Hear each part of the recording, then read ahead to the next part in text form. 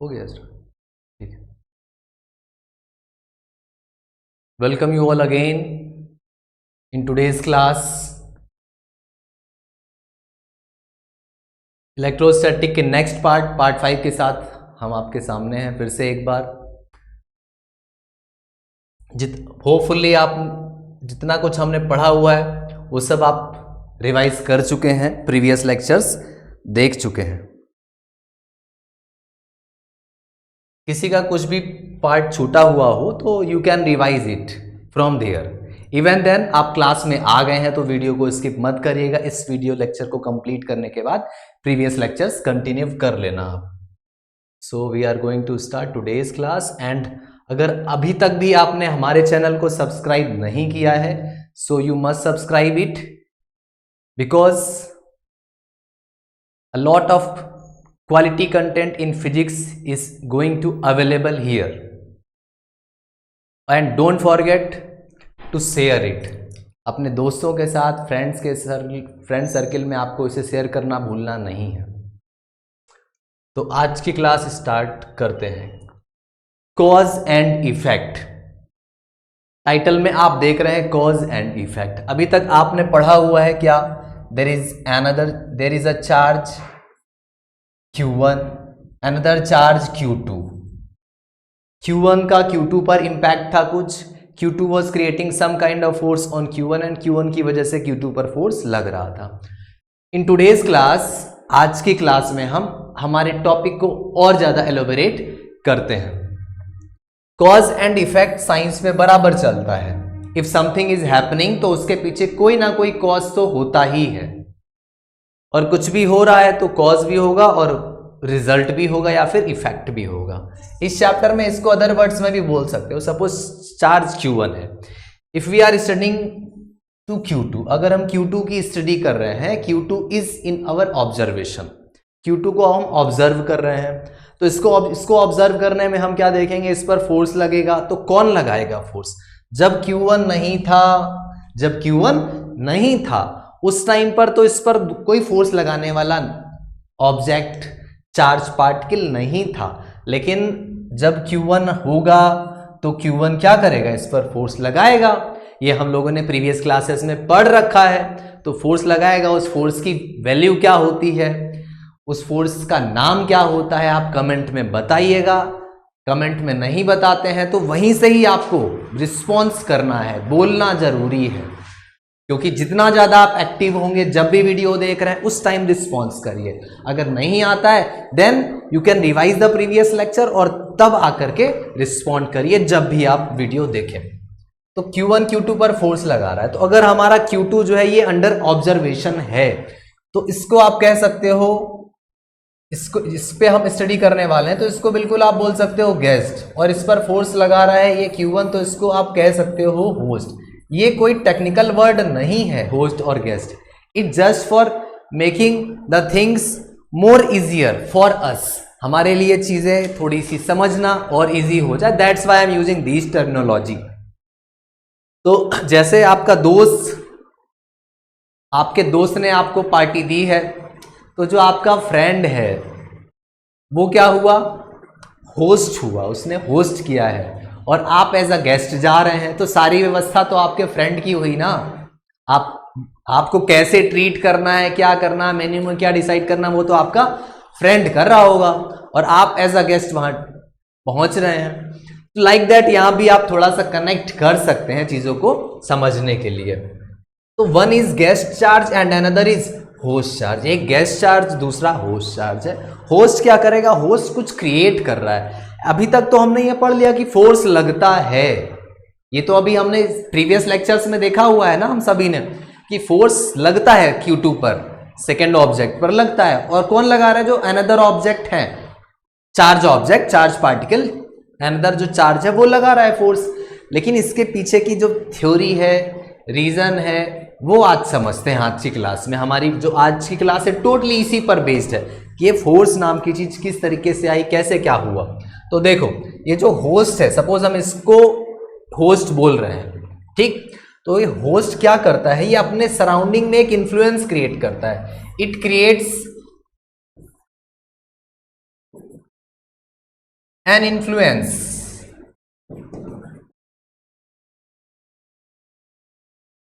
Around it, ये अपनी surrounding में एक काइंड ऑफ इन्फ्लुएंस क्रिएट करता है। ये खुद नहीं फोर्स लगाने जा रहा है, इसका जो प्रभाव है, उस इन्फ्लुएंस चारों तरफ जो क्रिएट कर रखा है, इसने अपने चारों तरफ जो इन्फ्लुएंस क्रिएट कर रखा है, उस इन्फ्लुएंस रीजन में जो कुछ भी आ पाएगा अनदर चार्ज पार्टिकल, तो उस रीजन में उसको कुछ फोर्स लगता है। तो ये जो गेस्ट है ये क्या फील करता है, कैसा फील करता है, ना ये ना लो फील करता है ना ये हाई फील करता है, ये कैसा फील करता है, तो इसको एक्सपीरियंस होता है, अच्छा और बुरा नहीं, कैसा एक्सपीरियंस होता है, इसको एक्सपीरियंस होता है, क्या एक्सपीरियंस होता है इसको, फोर्स। और इस फोर्स की वैल्यू क्या होती है आप बताओ, वहीं से के Q1 Q2 by R square, Coulomb's force जो आपने पढ़ रखा है, कूलम्स फोर्स। अच्छा, ये जो इन्फ्लुएंस जनरेट हुआ है, होस्ट ने जो इन्फ्लुएंस अपने चारों तरफ बनाया हुआ है, ये बिल्कुल उसी तरीके से है जैसा अभी आपने छावा मूवी में देखा हुआ था, या इसके पहले भी आप जानते थे कि एक किंग है, उसका अपने रीजन में इन्फ्लुएंस होता है। अगर कोई दूसरा अनदर रूलर वहां आने की कोशिश करेगा तो पहले उससे परमिशन उसको लेनी पड़ती है। तो इन्फ्लुएंस ये जो क्रिएट हुआ ना, ये जो इन्फ्लुएंस है इसी को बोलते हैं इलेक्ट्रिक फील्ड। क्या बोलते हैं, इलेक्ट्रिक फील्ड जो अपने आसपास जो स्पेस क्रिएट कर रहा है ये charge, that is called electric field. और ये जो फोर्स लग रहा है, होस्ट इस पर क्रिएट कर रहा है, फोर्स लग रहा है, तो अब यहां पर एक माइंड में हमारे बात आती है कि फोर्स लग रहा है सर, तो इसको हम कैलकुलेट कैसे करें, फोर्स लग रहा है तो उसके बारे में कुछ फॉर्मुलेट करें। तो हाँ, फॉर्मूला तो आप कूलम्स लॉ से जानते ही हो। तो ये फोर्स कितना लगेगा, उसकी वैल्यू कितनी होगी, अब उसकी बात करेंगे कि ये जो फोर्स लग रहा है वो कितना होगा फोर्स। तो ये डिपेंड करता है, किस पर डिपेंड करता है, तो कूलम्स लॉ में K Q1 Q2 होता है ना, चार्ज पर डिपेंड करता है। ये Q1 तो फिक्स, अगर ये गेस्ट की वैल्यू बढ़ जाएगी, चार्ज की वैल्यू बढ़ जाएगी, तो फोर्स बढ़ जाएगा Q1 Q2 में, बिकॉज फोर्स चार्ज पर डिपेंड करता है कि नहीं करता है, करता है। कूलम्स लॉ आप पहले से ही जानते हो। तो ये डिपेंड करेगा कि फोर्स किस पर लगाया जा रहा है, मतलब टू whom। दूसरी बात किस पर डिपेंड करेगा, दूसरी बात जो ये फोर्स एक्सपीरियंस कर रहा है वो किस पर डिपेंड करेगा कि ये जो पार्टिकल है, चार्ज पार्टिकल, ये कहां पर है। अगर ये यहां पर है r1 डिस्टेंस पर, या फिर ये और ज्यादा आगे कहीं पर है r2 डिस्टेंस पर, तो डिस्टेंस बढ़ जाएगी तो इन्फ्लुएंस कम हो जाएगा कि नहीं, कम हो जाएगा ना।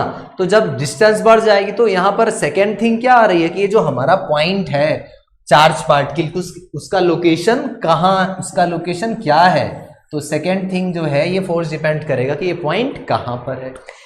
अब इलेक्ट्रिक फील्ड तो हमने बता दिया। अब ये इलेक्ट्रिक फील्ड कोई फिजिकल क्वांटिटी नहीं है, हमें तो चीजें फिजिक्स में मेजर करने की नीड होती है। तो मेजर करने के लिए एक क्वांटिटी डिफाइन की गई है।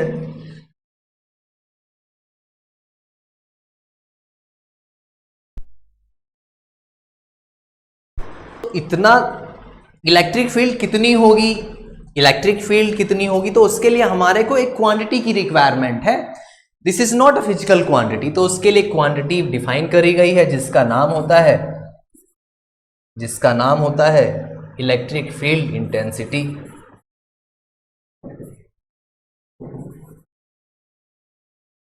या फिर इलेक्ट्रिक फील्ड स्ट्रेंथ।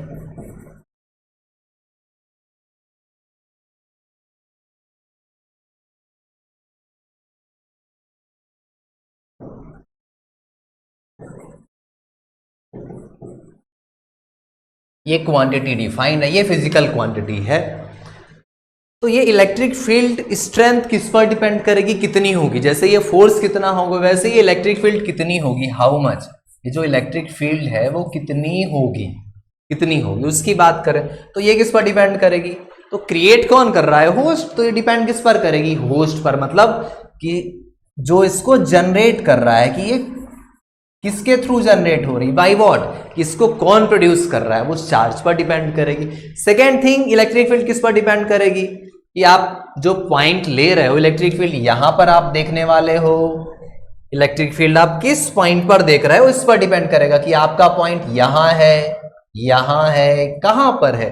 पास होगा चार्ज के तो इलेक्ट्रिक फील्ड की स्ट्रेंथ ज्यादा हो जाएगी, डिस्टेंस बढ़ जाएगी तो फील्ड की डिस्टेंस, इलेक्ट्रिक फील्ड स्ट्रेंथ कम हो जाएगी। Whenever I usually speak electric field, उसका मतलब हम बात कर रहे होंगे इलेक्ट्रिक फील्ड स्ट्रेंथ या इलेक्ट्रिक फील्ड इंटेंसिटी की बात कर रहे होंगे।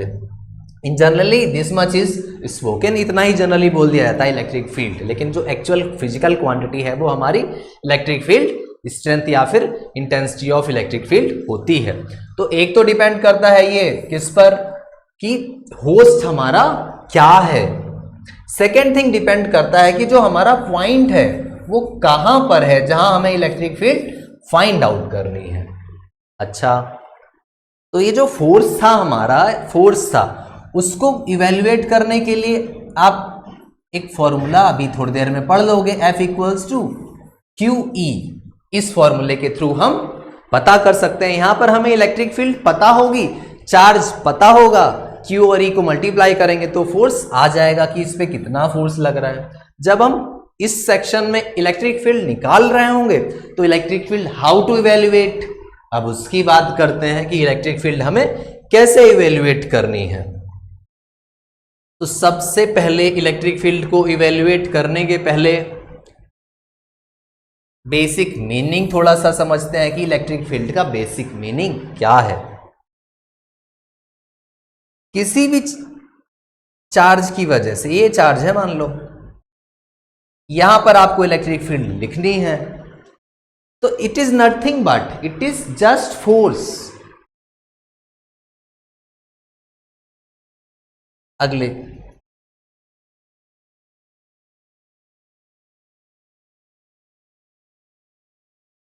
इलेक्ट्रिक फील्ड अगर हमें डिफाइन करनी है तो क्या है, फोर्स ऑन यूनिट चार्ज है। Q चार्ज दे रखा हो, हमें क्या दे रखा हो, Q चार्ज दे रखा हो, और पॉइंट P पर इलेक्ट्रिक फील्ड लिखनी है, तो force on unit positive test charge. Physics में कभी भी हम यूनिट वर्ड का इस्तेमाल करते हैं, वहां तो फॉर्मूले में उसको अपॉन में लिख देते हैं। तो it is what, electric field is force on unit positive test charge. तो यूनिट चार्ज पे जितना फोर्स लगता है उसे ही क्या कहते हैं, इलेक्ट्रिक फील्ड कहते हैं। अब हम कुछ केसेस में इलेक्ट्रिक फील्ड का फॉर्मूला फाइंड आउट करने जाते हैं, and we have to prepare and learn that. तो electric field due to a point charge हम देखने वाले हैं कि एक पॉइंट चार्ज Q है हमारे पास, इससे R डिस्टेंस पर एक पॉइंट है P। बताओ इस पॉइंट P पर इलेक्ट्रिक फील्ड क्या होगी, देखते हैं। इलेक्ट्रिक फील्ड की डेफिनेशन क्या बताई, इलेक्ट्रिक फील्ड की डेफिनेशन बताई, फोर्स ऑन यूनिट चार्ज या फिर यूनिट पॉजिटिव टेस्ट चार्ज। तो F बाई Q हुआ, या फिर आप ऐसा नहीं करना चाहते तो ऐसे भी लिख सकते हो इस बात को सीधे सीधे। कैसे, सीधे सीधे ऐसे लिख सकते हो कि इलेक्ट्रिक फील्ड इज फोर्स। तो फोर्स का फॉर्मूला कूलम्स लॉ क्या होता है, बोलो, आपको बोलना जरूरी है, नहीं आता है तो मैं बता रहा हूं, मेरे साथ याद करिए दोबारा से। जब आप प्रीवियस लेक्चर कूलम्स वाला आप व्यू करिए, वहां से याद करने के बाद में यहां रिस्पॉन्स भी करिएगा, लेकिन आपको इन्वॉल्व होना जरूरी है।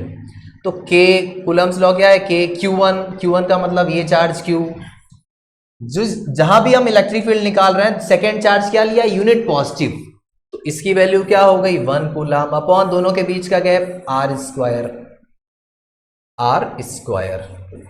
तो इलेक्ट्रिक फील्ड का फॉर्मूला आ गया पॉइंट चार्ज की वजह से KQ by R square, KQ by R square, जहां पर K क्या है आप बताओ, क्या है कि कूलम्स कांस्टेंट है, बिल्कुल।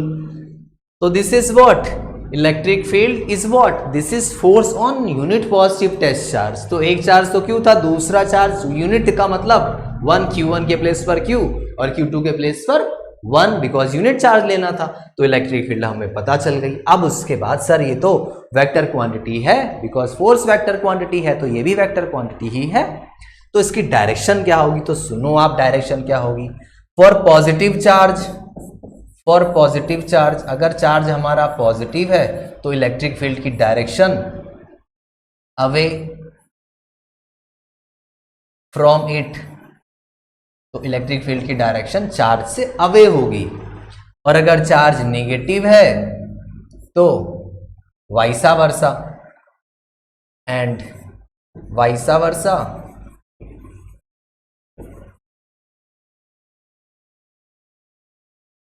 फॉर नेगेटिव चार्ज, मतलब अगर चार्ज नेगेटिव है तो इनवर्ट, चार्ज पॉजिटिव है। वैसे ये सारी बातें हम करेंगे टाइम आने पर, इलेक्ट्रिक फील्ड लाइंस ड्रॉ करना सीखेंगे बहुत अच्छे से। अभी इसके लिए बस आपको मैं दे रहा हूं ड्रॉ करके। अगर चार्ज पॉजिटिव है तो उस पॉइंट, उस चार्ज से बाहर की तरफ दूर होगी, और अगर चार्ज नेगेटिव है तो टुवर्ड्स होगा, चार्ज की तरफ टुवर्ड्स होगा इलेक्ट्रिक फील्ड का डायरेक्शन।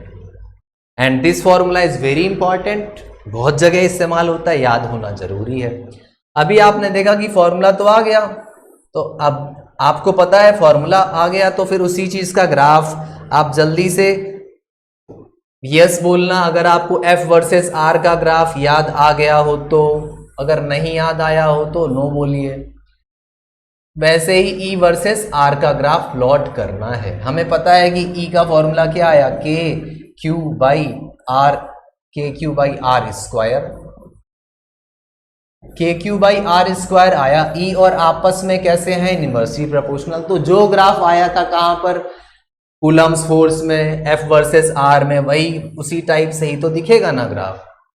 अगर आपने इसका आंसर आपके माइंड में आ गया हो कि सर ऐसा ही ग्राफ होगा, तो आप यस मेंशन करिए। आपका रिस्पांस जरूरी है, अगर कमेंट में नहीं लिख रहे हैं डजंट मैटर, आप उस टाइम रिस्पांस अपने आप से वहीं से ही करिए, because your response is important very first for you only.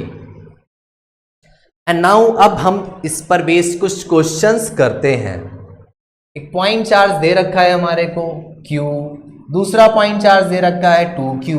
पूछा गया है कि बताओ electric field at P, net electric field at P कितना होगा, ये बताओ। ये पूछा गया है, कोई बात नहीं। यहां पर दो चार्जेस आ गए, हमने तो फॉर्मूला सर पढ़ा हुआ एक ही वजह से, तो आप लगाओ ना एक ही वजह से। पहले क्या करो, Q की वजह से, उसके बाद 2Q की वजह से, दोनों का रिजल्टेंट फाइंड आउट कर लो। और हम लोगों को वेक्टर की थोड़ी सी जानकारी अप्लाई करनी पड़ेगी बस। तो Q की वजह से जब आप देखोगे तो 2Q दिखना नहीं चाहिए, 2Q जब देखोगे तो Q को देखना नहीं है। तो Q की वजह से क्या लिखने वाले हो बताओ, Q की वजह से फील्ड, Q पॉजिटिव है कि नेगेटिव, पॉजिटिव। पॉजिटिव चार्ज में इलेक्ट्रिक फील्ड अवे होगी पॉइंट से, चार्ज से, या फिर टुवर्ड्स होगी, अवे होगी। तो पॉइंट P पर Q की वजह से इलेक्ट्रिक फील्ड अवे हो गई। किधर हो गई, अवे हो गई। इसको हमने नाम रख दिया E1। ठीक, पॉइंट चार्ज जब हमारे पास है 2Q, तो 2Q की वजह से डायरेक्शन क्या होगी, तो ये भी पॉइंट चार्ज, और पॉजिटिव है तो पॉजिटिव की वजह से अवे फ्रॉम द पॉइंट, तो इससे अवे होगी तो उसका भी डायरेक्शन इधर ही की तरफ आ जाएगा, और ये क्या हो गया, E2 हो गया। अब आप देख पा रहे हो क्या कि दो वेक्टर सेम डायरेक्शन में है। दो वेक्टर अगर एक ही डायरेक्शन में तो सिंपली ऐड करना है, तो ई नेट की वैल्यू क्या होगी, E1 प्लस E2 होगी। क्या होगी ई नेट की वैल्यू, E1 प्लस E2 हो जाएगी। अब सर E1 कितना होगा, तो आप रिस्पॉन्स करिए। अब E का फॉर्मूला था क्या, के Q। जब आप Q की वजह से लिख रहे हो तो चार्ज क्या है, Q अपॉन डिस्टेंस। सपोज ये डिस्टेंस हमारी जो है, ये डिस्टेंस A है और ये डिस्टेंस भी A है, यहां से यहां तक।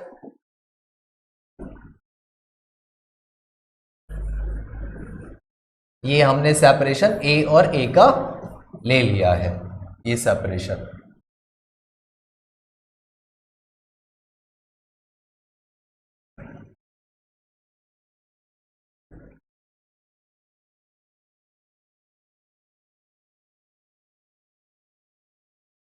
तो इस केस में जब आप E1 लिख रहे हो तो E1 की वैल्यू क्या दिख रही है बताओ, E1 की वैल्यू Q की वजह से क्या, Q की वजह से E1 है ना, Q की वजह से E1, तो के क्यू चार्ज है क्यू अपॉन डिस्टेंस पी से लेकर के क्यू की डिस्टेंस कितनी दिख रही है आपको, ए प्लस ए मतलब कितना 2a, और उसका स्क्वायर। फॉर्मूला क्या लगाया, फॉर्मूला तुरंत आपको लिखना है E इक्वल्स टू के क्यू बाई आर स्क्वायर, ये फॉर्मूला लगा है सर। E2 की वैल्यू बोलो, E2 की वैल्यू के चार्ज सेकेंड चार्ज 2q है तो चार्ज की वैल्यू 2q हो गई डिवाइडेड बाई 2q से p का गैप कितना है a, तो अपॉन में क्या लिखा a स्क्वायर। उसके बाद आपको E1 प्लस E2 करना है, जरा वैल्यू रख लेते हैं। KQ देखो यहां पर भी है, KQ यहां पर भी है तो KQ कॉमन ले लेता हूं मैं। KQ क्या आ गया, सिंपल कैलकुलेशन कॉमन ले लिया। यहां पर क्या बच गया 1/4a स्क्वायर, यहां पर क्या बच गया 2/a स्क्वायर। इसके बाद आपने इसका एलसीएम ले लिया। जब आप एलसीएम ले रहे हैं तो क्या आएगा, एलसीएम तो आ गया 4a स्क्वायर और यहां पर 4 2 8 और एक 9, कितना आ गया। जब आपने इसको सॉल्व किया, अरे ऐसे करा ना, एलसीएम लिया जब, तो यहां आएगा आपके पास 1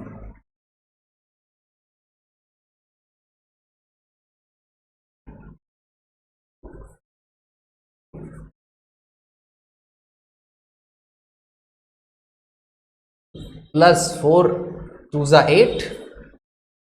सो आपको यहां आंसर दिख रहा है कितना 9KQ बाई 4a स्क्वायर, ये ई नेट आ गया।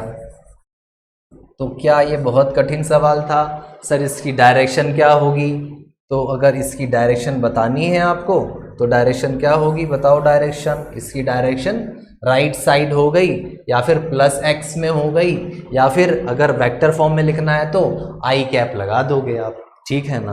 अब आ जाते हैं हम नेक्स्ट क्वेश्चन में। सब एक ही वैरायटी के क्वेश्चंस हैं, आपको ऐसा नहीं समझना है कि ये तो सर अब यहाँ तो एक पॉलीगन सिस्टम दिख रहा है, it doesn't matter, it is also based on the point charge. आपको देखना है कि एक चार्ज तो ये रखा है, दूसरा चार्ज ये रखा है, तीसरा चार्ज ये रखा है। एक चार्ज था या 3 आ जाए या फिर 4 आ जाए, चीजें बदलने वाली नहीं है। तो चार्ज, अब हमें क्या है, काम हमारा वही है कि नेट इलेक्ट्रिक फील्ड बताओ, क्वेश्चन नहीं बदला है, नेट इलेक्ट्रिक फील्ड बताओ पॉइंट पी पर, क्वेश्चन वही है। तो नेट इलेक्ट्रिक फील्ड किसकी वजह से, इस पर पिछली बार 2 थे charge and in this time there are 3 charges. तो जब हम इस Q की वजह से लिखने वाले हैं, अगर हम चाहें तो लेबलिंग कर देते हैं, आपको समझाने के लिए लेबलिंग का इस्तेमाल कर ले रहा हूं मैं। ये A मान लिया, ये पोजीशन को B कह दिया, इसको C कह दिया। तो A की वजह से जो इलेक्ट्रिक फील्ड आएगी वो किधर आएगी, अवे या टुवर्ड्स, अवे आएगी सर, बिल्कुल, क्योंकि पॉजिटिव है, पॉजिटिव वाला पॉइंट से चार्ज से दूर होता है डायरेक्शन। इसमें इसकी वजह से, C की वजह से डायरेक्शन क्या आएगी, लेफ्ट साइड में अवे आएगी, और इसकी वजह से भी डायरेक्शन अवे हो जाएगी, ठीक है। इसको आपने कह दिया अगर E1, इसको कह दिया E2, इसको कह दिया हमने E3। ये डिस्टेंस हमें दे रखी थी, कितनी दे रखी थी, ये डिस्टेंस R2 दे रखी थी और R1 डिस्टेंस, 2 लेबलिंग थी, ये दोनों डिस्टेंसेस अलग अलग हैं। ऊपर वाली R1 है, ये 90 डिग्री के एंगल्स हैं, तो ऊपर R1 है तो ये भी R1 हो गया और ये सामने वाला इसके R2 आ गया। अब E1 की वैल्यू देखो क्या लिखोगे आप, E1 की वैल्यू क्या होगी, E1 इन 3 वेक्टर्स का रिजल्टेंट लिखना है। And this is not very new thing, ये ऑलरेडी हम ऐसा डायग्राम देख चुके हैं, आपको याद आया होगा। अगर याद आया है तो वीडियो पॉज करके ट्राई करिए कि रिजल्टेंट कैसे निकालते हैं, बिकॉज सेम थिंग हमने कूलम्ब्स फोर्स में सॉल्व किया हुआ है। नहीं आता है तो फिर यहीं पर आप देखिए, कोई दिक्कत की बात नहीं। के इस बार फॉर्मूला इलेक्ट्रिक फील्ड का लिखना है Q। अब ये जो इलेक्ट्रिक फील्ड है वो एक ही वजह से है, तो Q के प्लेस पर तो Q है, अपॉन डिस्टेंस कितनी है यहां से P तक की, A से P की डिस्टेंस R2, तो R2 का स्क्वायर हो गया। जब आप E2 लिखोगे, E2 तो E2 कितना आएगा, तो सर E2 आएगा, E2 जो है वो किसकी वजह से, C की वजह से। तो K चार्ज तो सर सब जगह सेम है, तो चार्ज तो हम सोचने वाले ही नहीं, कुछ सेपरेशन देखना है। तो P से लेकर C का गैप कितना है, R1, तो सर ये तो हो गया R1 का स्क्वायर। उसके बाद E3 जब आप देख रहे हो तो E3 में क्या 4 से बदला नहीं, KQ तो आएगा ही आएगा, अपॉन ये डिस्टेंस देखनी है P से लेकर के B का गैप कितना हुआ, ये तो पाइथागोरस बोल रही है चिल्ला चिल्ला कर कितना, ये R1 का स्क्वायर प्लस R2 का स्क्वायर, तो upon R1 square plus R2 square, और अंडर रूट लगा हुआ है उसका स्क्वायर किया तो कैंसिल हो गया रूट और स्क्वायर, तो R1 square plus R2 square ये अपॉन में आ गया। तीनों वैल्यूज हमें पता है, अब इसमें क्या डिफिकल्टी है। अब मुझे तो लगता है कि आपको अब तो अपने आप से वीडियो पॉज करके अटेम्प्ट करना चाहिए, because you are going to be a best kind of learner. E NET देखना है तो 3 वेक्टर दे रखे हो जब भी, तो क्या करना बेस्ट है, बेस्ट यही है कि सर उनको रिजॉल्व कर लिया जाए एक्स और वाई के अलोंग, तो कर लेते हैं सर। 2 तो है हमारे ऑलरेडी वाई एक्सिस में और एक्स एक्सिस में, इस तीसरे वेक्टर को रिजॉल्व करते हैं। तो तीसरे वेक्टर को रिजॉल्व करने के लिए मान लेते हैं कि ये वाला एंगल हमारा थीटा है, क्या है थीटा, तो ये भी क्या हो गया थीटा। इस E3 को तोड़ दिया, इस E3 को तोड़ दिया, तो इसका एंगल के बगल वाला कंपोनेंट क्या हो गया E3 cos थीटा, वो इसी के डायरेक्शन में है ना, तो ये इसके साथ जुड़ जाएगा। मैं इसी डायग्राम में कंपाइल कर दे रहा हूं बिकॉज ऑलरेडी हमने फोर्स में तो कर रखा है, इस वजह से सेम कॉन्सेप्ट। E3 का वर्टिकल कंपोनेंट y के अलोंग क्या होगा, एंगल के साइड में cos था तो दूसरे साइड में sin, E3 sin थीटा हो गया। अब y के अलोंग ये रिजल्टेंट दिख रहा है, x के अलोंग ये रिजल्टेंट दिख रहा है, इन दोनों का जो रिजल्टेंट आएगा वही हमारा ई नेट हो जाएगा। तो बिल्कुल अब करना है, क्या करना है, अब तो क्वेश्चन खत्म है। अब आपको होपफुली आप इसे अटेम्प्ट जरूर करेंगे। E3 cos theta plus E2, अगर वेक्टर सर वेक्टर फॉर्म में साथ में लिखना है बिल्कुल लिखिए। एक्स एक्सिस है और एक्स लेफ्ट साइड में मतलब एक्स डैश, तो एक्स डैश के अलोंग में यूनिट वेक्टर क्या होता है माइनस का आई कैप, तो यहां माइनस का आई कैप लिख दिया, प्लस ये y एक्सिस में वैल्यू है तो E1 plus E1 plus E3 sine theta. Direction y dash नीचे की तरफ तो नहीं, डाउनवर्ड में y डैश में यूनिट वेक्टर क्या होता है माइनस का j कैप, तो ये हमारा माइनस का j कैप, और माइनस यहां से और यहां से माइनस हमने गायब कर दिया इकट्ठे, माइनस का साइन पूरा बाहर लगा दिया, तब भी कोई दिक्कत की बात नहीं है। ई नेट की वैल्यू यहां से कुछ भी आएगी सॉल्व होकर के ऐसी आ जाएगी, और ऐसा अजीब सा different difficult kind of format देख के घबराना नहीं है। क्यों नहीं घबराना है, क्योंकि आपको जो क्वेश्चन मिलने वाला है वो इससे बहुत इजी काइंड का मिलने वाला है। हम एक जनरलाइज वे में कर रहे हैं जिससे इस काइंड का कोई भी क्वेश्चन आपको दिख जाए तो आपको सॉल्व करने में कोई दिक्कत ना पड़े। तो अब हमारे पास सारी वैल्यूज हैं, हम ये सारी वैल्यूज पुट कर देंगे और हमें हमारा आंसर दिख जाएगा। सर यहाँ कॉस और साइन कहाँ से आए, उसका क्या करेंगे, तो उसका जुगाड़ आपके पास है, आप इसको रिस्पॉन्स खुद से करिए। क्या हमने पहले इसे किया हुआ है, अगर नहीं याद आ रहा है तो फिर देख लीजिए।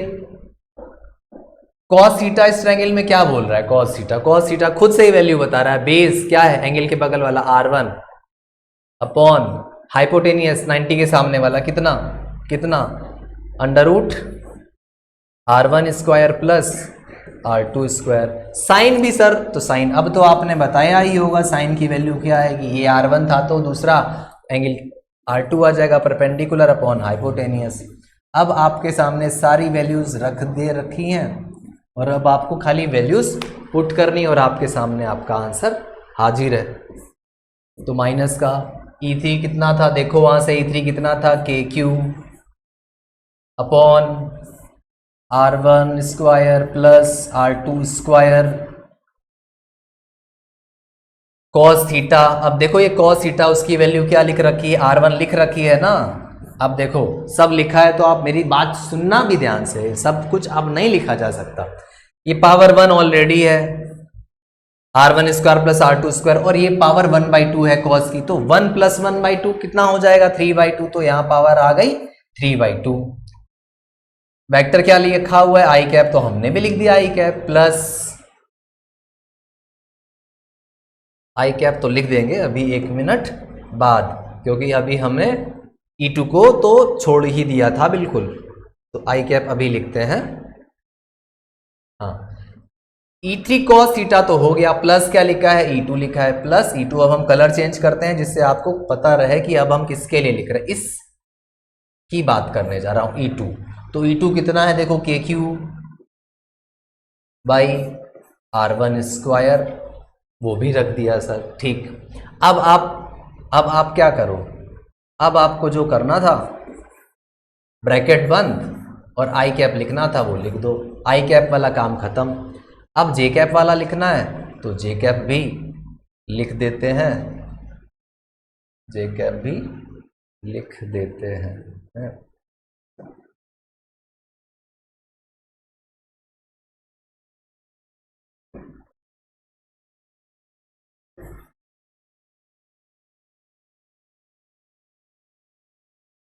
तो जे कैप कितना है, जे कैप के अंदर लिखा है इतना सब कुछ है, E1 पहले लिखा है, देखो E1 कितना है, के क्यू अपॉन R1 या R2, ये ध्यान से रखना, R1 R2 गलत तो फिर क्वेश्चन गलत,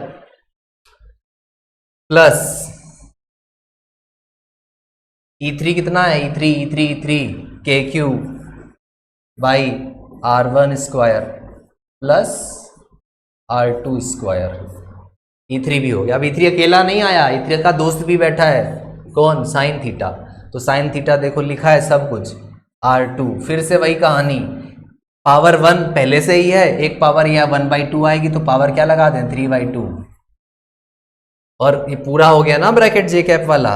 तो अब हमने क्या किया, इस ब्रैकेट को क्लोज और यहाँ लिख दिया जे कैप, और ये स्क्वायर ब्रैकेट यहाँ आकर के बंद कर दिया। इतना अजीब सा आंसर आया है सर, इतना कठिन, लेकिन ये कठिन क्वेश्चन एग्जाम में आपसे पूछे जाने वाला नहीं है। तो सर ये फालतू में क्यों कराया गया, सर ये फालतू में नहीं कराया गया, दिस इज वेरी इंपॉर्टेंट। इसकी इंपॉर्टेंस क्या है, इसकी इंपॉर्टेंस ये है कि एक ऐसा क्वेश्चन जिसकी हेल्प से हम रिमेनिंग क्वेश्चंस को आराम से बना पाएंगे, हमारे कॉन्सेप्ट की क्लियरिटी अच्छी कर पाएंगे। तो ई नेट आ गया। अच्छा, ई नेट का डायरेक्शन क्या है, तो ई नेट का डायरेक्शन ये बता रहा है आई कैप और जे कैप के अकॉर्डिंग बना दिया। सर मैग्नीट्यूड कितना होगा, तो मैग्नीट्यूड हमने फर्स्ट क्लास में किया हुआ था, कोई भी वेक्टर दे रखा होगा तो उसका मैग्नीट्यूड जो आई कैप और जे कैप के कोफिशिएंट्स हैं उनके स्क्वायर का समेशन और फिर अंडर रूट लेते हैं। अंडर रूट अगर हमारे को कभी भी दिया गया है ऐसा कोई वेक्टर है, F vector A I cap plus B J cap, B J cap plus C K cap, तो इसका मैग्नीट्यूड कैसे लिखते थे, तो इसका मैग्नीट्यूड हम लिखते थे कि जो इनके कोफिशिएंट्स हैं उनका स्क्वायर किया और उसके बाद उनको ऐड कर दिया और उसके बाद उनका स्क्वायर रूट ले दिया। तो ये इसमें आपको वैल्यूज मिलेगी। अब मैं आपको एक क्वेश्चन देता हूं सॉल्व करने के लिए, करते हैं। अगर आपको वीडियो पसंद आ रहा है तो वीडियो को लाइक करिए, शेयर करिए, शेयर करना मत भूलिए। ये क्वेश्चन अब आपको सॉल्व करना है, वीडियो को पॉज करना है, इस क्वेश्चन को सॉल्व करना है क्योंकि आपका इन्वॉल्वमेंट जरूरी है। फिर से वही पुराना क्वेश्चन आपको नया नया दिख रहा है लेकिन है पुराना। बताओ कि पॉइंट पी पर नेट इलेक्ट्रिक फील्ड कितनी है। तो होपफुली आपने अटेम्प्ट कर लिया है, तो इसकी शुरुआत करते हैं। अब देखते हैं कि कितना सही और कितना गलत है हमारा आंसर। सही होने पर आप यस बोलिए, गलत होने पर क्या बोलेंगे। पी पॉइंट पर टू कूलम की वजह से नीचे की तरफ यहाँ वैल्यूज ले रखी है मैंने। There are three charges, question मैं डिक्टेट कर रहा हूं। 2 कूलम एंड 2 कूलम, तीनों के बीच का आपस में सेपरेशन 2 मीटर और 2 मीटर दे रखा है। तो net electric field at point P बताना है हमारे को। तो इसकी वजह से नीचे की तरफ, इसकी वजह से लेफ्ट साइड, और इस वाले 2 कूलम की वजह से इधर आ जाएगी, इधर ई और इधर ई। अब ये अलग अलग होंगे, सेम होंगे, इसके बारे में सोचना है। तो जरा सोच लेते हैं। के E1 किसकी वजह से, ऊपर वाले की वजह से, तो KQ कितना 2 coulomb KQ upon R square, ये बीच का गैप कितना है जो 2 मीटर, तो इसी के सामने ही वाला तो है ये, तो ये होगा 2 मीटर, तो 2 और उसका स्क्वायर। इसको सॉल्व करा तो क्या दिखा तुमको, ऊपर 2 और नीचे 4, मतलब K/2, तो ये क्या आ गया, E1 आ गया, क्या आ गया, E1 आ गया ये। अच्छा E2 निकालो, जब आप E2 निकालोगे तो फिर से K चार्ज कितना है ये 2 कूलम अपॉन ये बीच का सेपरेशन फिर से ही क्या है 2, तो फिर से ही यही आ जाएगा, मतलब E2 भी क्या हो गया यही। अच्छा तो जब E1 भी यही E2 भी यही, तो हर बार हम लोगों ने पीछे किया हुआ था क्या, F1 F2 F3 आए थे तो उसको क्या बोल दिया था, बार बार इतना बड़ा टर्म ना यूज करना पड़े, E बोल दिया था हमने, तो इसको भी E कह दिया और इसको भी E कह दिया। इसको देख लेते हैं, इस E3 की वैल्यू कितनी निकलेगी, तो ये जो E3 है जो वो कितना होगा, E3 किसकी वजह से है, इस डायगोनली, ये जो हमारा है ये डायगोनल पे रखा हुआ है 2 कूलम, तो K तो वही रहेगा पुराना, Q 2 कूलम है अपॉन, फॉर्मूला तो याद है ना, अगर फॉर्मूला नहीं याद है तो 1-2 बार फॉर्मूला लिख करके प्रैक्टिस करना जरूरी है। KQ/r², यहां से यहां तक है, यहां से यहां तक का गैप कितना है, A√2 होती है ना डायगोनल, स्क्वायर है ये स्क्वायर, तो डायगोनल A√2 होता है, मतलब 2√2 होता है, पाइथागोरस से निकालना है तो उससे निकालो, तो इसका क्या करोगे स्क्वायर, 2√2 का स्क्वायर का मतलब कितना आ गया 8, कितना आ गया, कितना आ गया, 2√2 का स्क्वायर करोगे तो देखो, अरे ऐसे है ये 2² प्लस 2², तो ये कितना आया 2² तो बाहर आ गया, 1√2 अंदर आ गया, तो ये डायगोनल है हमारे सामने। और हमें तो क्या करना है, हमें तो फॉर्मूले में लिखना है, क्या लिखना है फॉर्मूले में, फॉर्मूला हमारा है कि Q का मतलब 2 कूलम अपॉन R², R है कितना 2√2 और उसका स्क्वायर किया तो 2√2 का स्क्वायर कितना होगा 2² 4 और √2 का 2 आ गया, तो 8 ही तो आने वाला है, तो सीधे सीधे यहां पर क्या लिखा,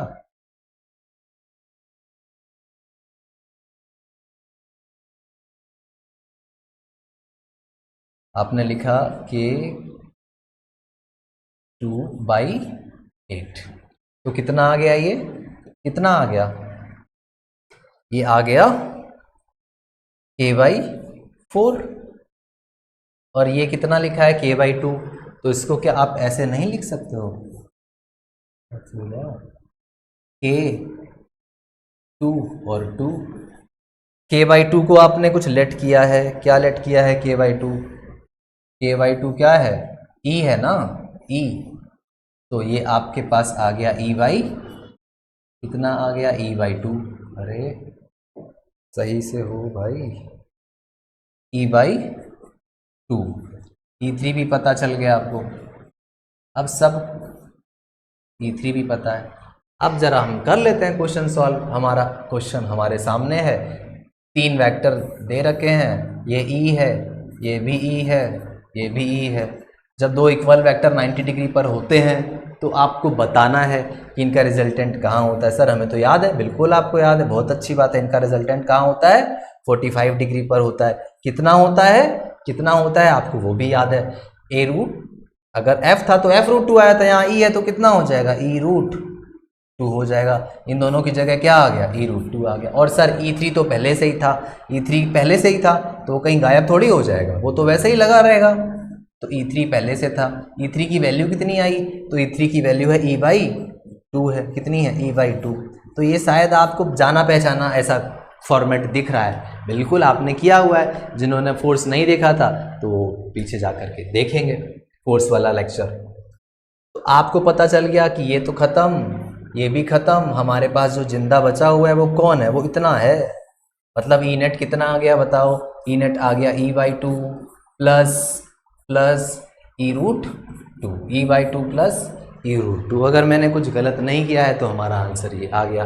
E आपने कॉमन ले लिया 1/2 प्लस, अगर आपने अपने आप से वीडियो पॉज करके इसे अटेम्प्ट करना चालू कर दिया, और होपफुली आप में से बहुत सारे लोग ऐसा करेंगे क्योंकि the same thing is happened initially in Coulomb's force lecture. अब ये तो बहुत आपने बार देखा हुआ है कि ई तो हमने बोला है, तो हमारे को ई को क्या करना है, सब्सटीट्यूट करना है। ई की वैल्यू कितनी है, ई जो है ई कितना है, ई ई ई ई k/2, तो हमारा आंसर आ गया k/2। ये 1/2 तो आप जानते ही हो, 1/2 0.5 और ये 1.414। सॉल्व आप करके इसका आंसर कमेंट बॉक्स में फाइनली बता देना कि इसका आंसर कितना आया। और हमें ये भी बताना आप कि सर k की वैल्यू कितनी होती है। अगर याद है तो कमेंट में लिखने की ज़रूरत नहीं, वहीं से बैठे बैठे आप रिस्पॉन्स करिए, बोलिए अपने लिए k कितना है, 9 × 10⁹ यूनिट क्या होती है इसकी, डायमेंशन क्या होती है k की, इसका नाम क्या होता है, ये सारी बातें मैं पूछ रहा हूँ, आप वहीं से बैठे बैठे बोलते जाइए।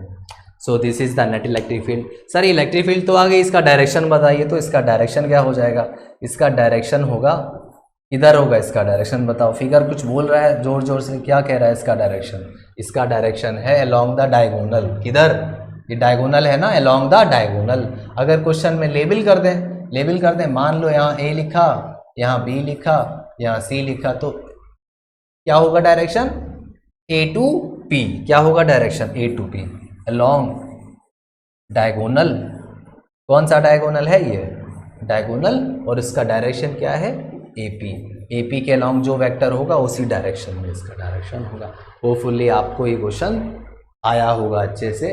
वीडियो को पॉज करने के बाद क्वेश्चन को अच्छे से समझना है, हमें आगे तभी बढ़ना है जब हमें एक समझ में आएगा तब आगे बढ़ेंगे। There is no way to make it very haste. समझ कर करेंगे तो हम चीज़ें ज़्यादा अच्छे से कर पाएंगे, because our time is very valuable. अगर एक बार हम टाइम दे रहे हैं तो नेक्स्ट टाइम हम उस चीज़ को अप्लाई कर पाए, दिस इज़ गुड थिंग। सो आज की क्लास आपको अगर अच्छी लगी है तो यू कैन लाइक इट, और सब्सक्राइब करना मत भूलिए। सब्सक्राइब करिए, लाइक करिए और अपने फ्रेंड सर्किल में शेयर करिए।